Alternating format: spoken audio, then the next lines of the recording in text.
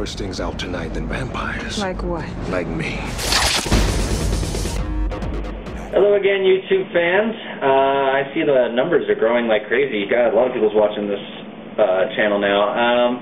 Sadly, for a lot of you, I'm going to start with pointing out why I might be dressed a little bit more bundled up than usual. And the reason behind that is that it's now winter time, and that means that the gun is going to be put kind of away for a little while. Not going to be a lot of videos going on in the winter time because there's not a lot of playing time to go on. I still run CO2, so it doesn't work in the cold, and I don't really want to be in the cold either. So, yeah, the gun's going to get put on hold a little bit. I am hoping to maybe buy some new parts with some Christmas money, so that might mean a new video after Christmas, but not much until then.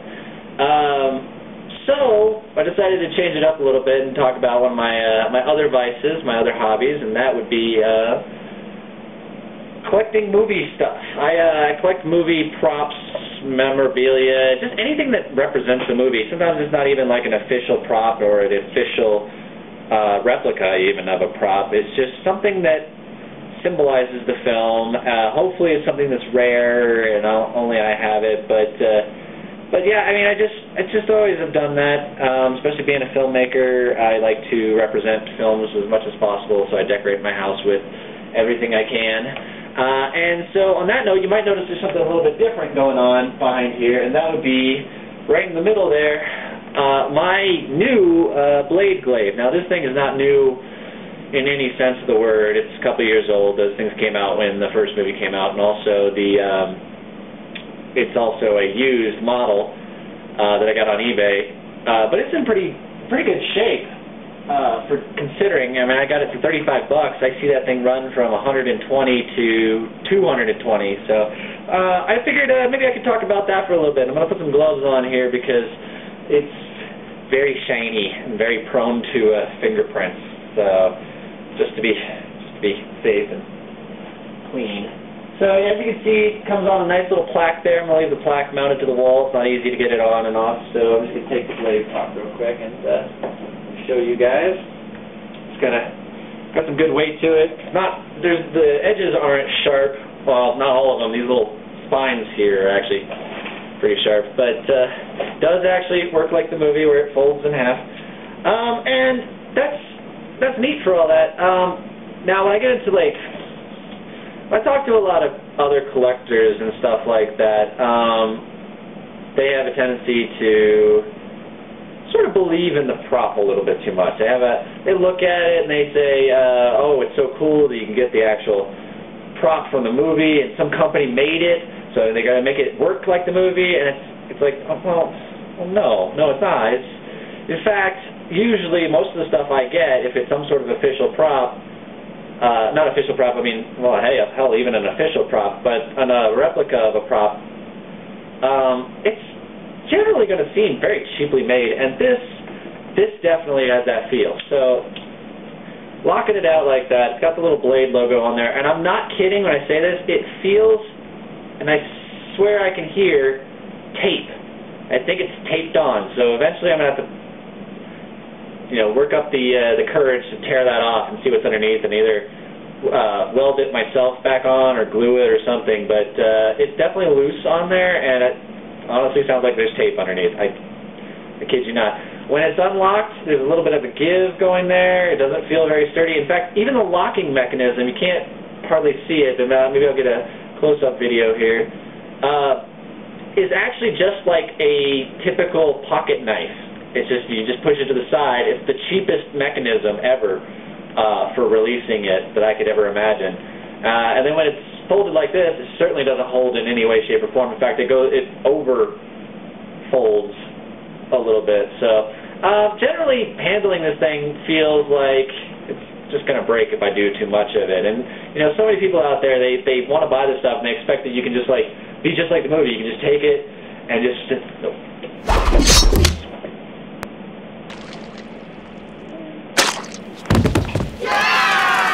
And obviously it's not going to do that. It's not going to do that at all. But I couldn't even imagine throwing this at my dartboard. And on that note, now that I have this, as well as some of the other things I'm going to review, I realize I could never have a party at my house, because next thing you know, this is the image of what the next morning will be like.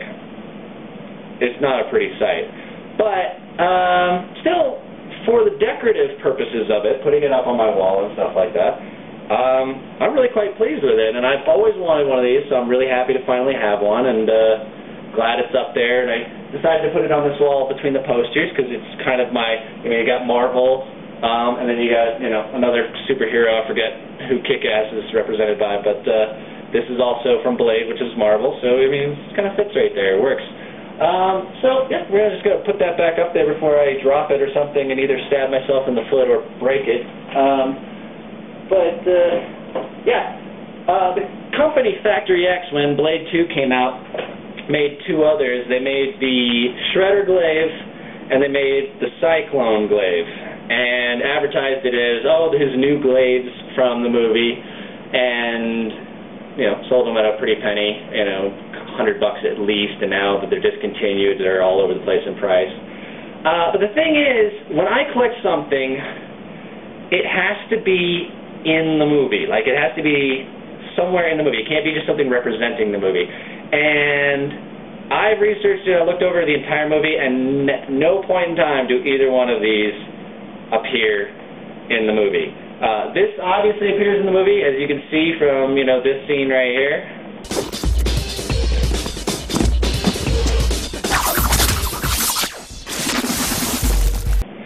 And if you watch the other movies, and I couldn't get clips of those movies,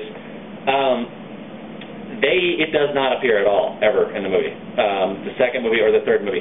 That one does. It appears in all three, but even Blade Trinity, that god-awful end piece to the trilogy.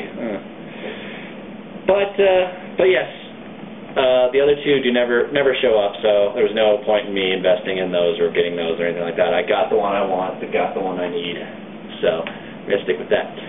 That being said, this being such a short video, I decided to move on, talk about some other things, being that the theme is kind of Blade. We're going to get off of movie props. Well, no, we're not, actually. We're going to go into another movie prop here. This right here is, I can take these off now, the Phoenix knife, Phoenix Dagger, whatever you want to call it. It's a pretty sweet little knife, and it's pretty sharp for being, some cheap knife you can buy for many little Asian shops in the mall. But its character trait is the two side blades that come out on each. Now these things they're in no way sharp. In fact, they're so dull. That's like a quarter of an inch of metal right there. There's no way to even sharpen it. Like, you'd be a very patient person trying to sharpen this. But they're mostly for looks, for intimidation. If you're sitting there, you pull this out, and then you pull this out and do this, it's a little scarier. But realistically, this is, again, just another prop knife. It's one that surprisingly is well built.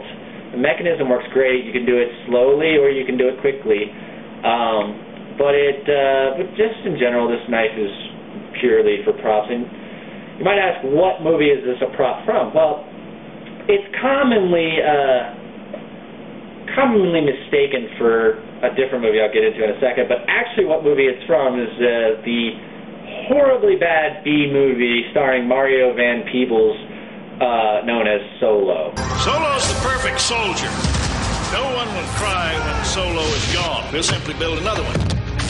If you haven't heard of it, don't worry about it. I'm probably one of two people that know that this knife was in that movie, and the other person is probably Mario Van Peebles. Now, this isn't obviously the only one that isn't the actual one that was in the movie. Any man, it's not just a weapon he can be. It's just a replica made later, but that might be a good thing, actually. If it was actually handled by Mario Van Peebles, look up his history and you'll get this joke. If it was handled by Mario Van Peebles, I might have to sanitize it or something. But, no, it's just a cheap prop. And, it's, like I said, it's pretty heavy duty, pretty sharp, pretty scary knife. Like, somebody took this seriously. Even has this, like, spiked thing on the bottom here, which wasn't in the movie. Well, it might have been in the movie, but they had in one scene, he actually throws it like a spear with a cable clipped to the bottom of it. He even uses these as scissors at one point in time, which can't happen. But yeah, he clips a rope to it, throws it like a spear, and then climbs a building. And once again, the magic of Hollywood, that could never happen. But yeah, still, I think it looks cool. At least I kind of wish I had some sort of display to put it on my wall. And I was really impressed that it even came with this nice sheath that it fits perfectly in. I mean, look how fluid that is. The downside to it is, after all this really cool tactical stuff about it, and it's kind of a weak grip, but I mean, it still feels good. Like somebody was actually trying to take this seriously and make it a real knife that could be really used. But then you get this like big floppy loop right here, and then you want to like, if you want to hang it on your pants, you got this thing that's like dangling like this, like from your belt. There's no like tactical loop or anything, and that's kind of tragic, but whatever. So yeah, there's that. I mean, it's a neat knife, but not much more to it than that. Oh, the knife that is commonly mistaken as it's commonly mistaken as I can't even pronounce it, like Doc Tang or something, but it's actually it's the Klingon knife. Everybody looks at this and says it's the Klingon knife, and it's actually not. It's really not. They're very different in design, and they're also very similar in design. The biggest thing is that the blades on the sides of the Klingon knife are not on the same side. You can see here with the little switch that the knives are both on one side. On the Klingon knife, they're on both sides. They flip out. I only really researched this because I am not a fan of Star Trek at all. I can't stand Star Trekkies, and I'm a Star Wars all the way kind of guy, but even that I don't like anymore, thanks to George Lucas. So I certainly don't want anybody thinking that I bought this to be a Star Trek memorabilia, because it's not. It's very different. And there's other things. The blade is more angular in the Klingon knife. The handle is completely different, obviously. Some people would say, oh, they took the same knife and then put a different handle over it. No, it's very different. And so anybody ever says, oh, that's the Klingon knife, I even see it on, like, I have a props website that I go to and submit my stuff, and I see this knife all the time. They're like, it's the Klingon knife. And it's really not. So yeah, just wanted to clear the air on that one. Next, we have, these are not props anymore. These are just real knives. These were going to be props. These are things I bought for the films I wanted to shoot when I was a student filmmaker. I was like, if I wanted a scary villain, I wanted some cool knife that would stand out and be in a good representation of them. And I came across this one, the Smith & Wesson PowerGlide. And this is a very unique knife. As you can see there, it's almost butterfly knife effect, but it has this very unusual hinge system to unfold and fold the knife in. It goes a lot better in than it comes out, because it usually gets stuck like that, and you got to push it, and it'll pinch your fingers bad, but still kind of neat. Not something you would be like a weapon out of it. I mean, you can get it out. Oh, like see that just does that. Oh, and finally it comes out. Not really quick, especially if you've got to use two hands. And also, this always bugged me. I bought this to be like just a normal knife for like work, where I'd cut boxes and stuff, and I didn't expect it to be this big. I expected to cut boxes with it, not kill bears. But at the same time, look at this. Look at this handle. This handle is huge next to this one's handle. But look at the blade difference. I mean, you got this massive, beefy, kind of uncomfortable handle on this guy, and this kind of dinky knife. I mean, it's a pretty solid knife, but it's like, this is huge. It's huge. Next thing, of course, is just a cliche butterfly knife. There's nothing really to talk about on this guy. I don't even know the legality of having it. The downside, of course, is even though I wanted to be prop knives for movies and stuff like that, these are all really sharp still, because I never used them and I never dulled them. So I just kind of have them around, locked in drawers and stuff like that. But yeah, that's it. The last one, though, this one's kind of my favorite. This is a more recent edition.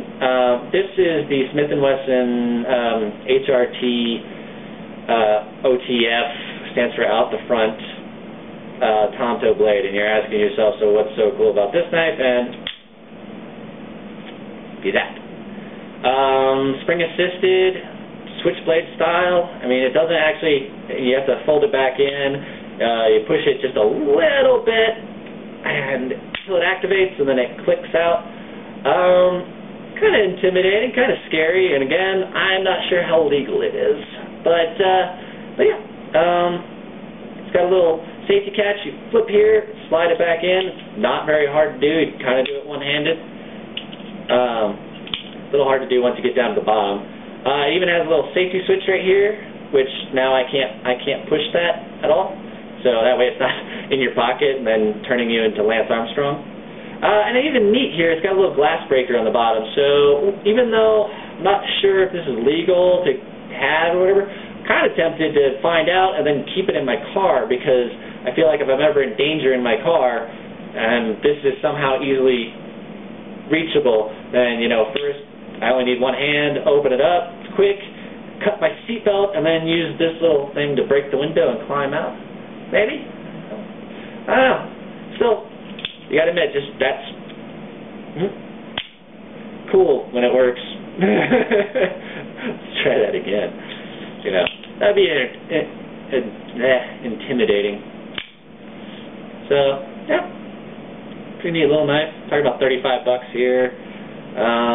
By the way, just speaking of where I got most of these knives, why is there always, like, every time I go on vacation, like, a little shop that sells weird Asian trinkets and a crap ton of these? Like, all of these knives. There's just, like, there's always, everywhere I go on vacation, there's a little shop like that that sells these weird-ass things. And I'm not a big collector in knives. I just kind of, when I see something cool, I've got a ton of stuff like this.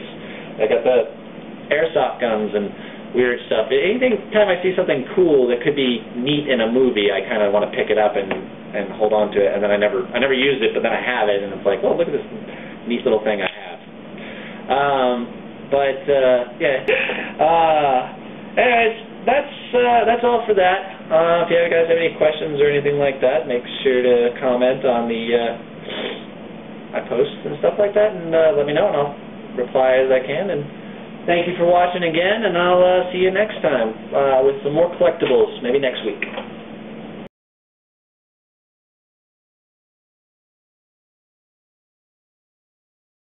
I think everybody who ever buys one of these things does the same thing. They, like, you know, carry it around for like a week in their pocket, and they kind of get this attitude of like, oh yeah, man, like, look how badass this is. Like, look, I'm gonna. Somebody mug me. I dare you, just try to mug me. I'm going to walk around at night just so people can try to mug me, and I can be like, slit his throat, like, before he even knows what's happening, and I'll, you know, save the day and all that stuff. And then, like, a week goes by of realizing that no one's going to mug you in your grandma's basement, and also that, you know, nothing happens at your work. And then they're like, oh my God, do you need like a box cut? I can cut that tape. Here, look, I'll cut the tape. Look, see how quickly it was? And then people stop talking to you after a while, so you just take this and you put it in your car. And then after a while you realize that it's getting useless in your car, and then you take it and put it in your little junk drawer, never see it again. I think that happens to everybody when they buy stuff like this. So, anyways,